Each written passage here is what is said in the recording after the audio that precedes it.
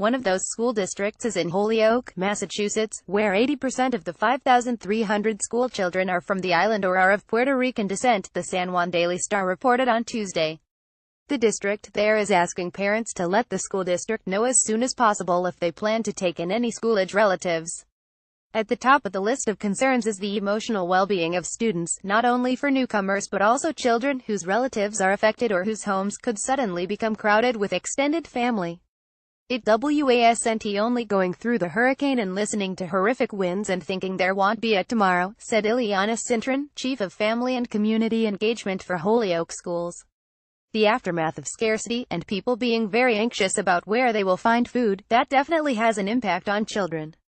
As the hurricane approached the U.S. territory, Josina Martin Gregory put her sons Elliot C's Martin, 9, and his brother, Ilionet, 5, on a plane to join their grandfather in Connecticut where she felt they would be safe, according to the Star. The boys' grandfather, Jose Martin, found no way to reach his daughter, so he made arrangements to keep the boys permanently and enrolled them at the local elementary school. "We didn't think the hurricane was going to be catastrophic," Martin said.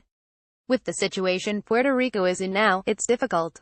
I thank God that the children are here," Martin said.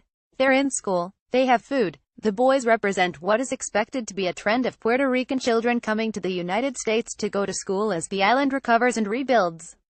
And these children will also bring new challenges to the U.S. schools, including providing help for children with limited English skills or who are behind academically. School districts up and down the East Coast are accustomed to receiving new families from the island. More than 450,000 Puerto Ricans have moved to the mainland over the last decade amid the territory's economic recession. After the island government announced last spring that it would close 179 public schools, some already were expecting island students to arrive in bigger numbers this fall. "The unfortunate occurrence of Hurricane Maria has expedited those plans," said Khalid Moomin, school superintendent in Reading, Pennsylvania, where plans include parent outreach assistance at each school.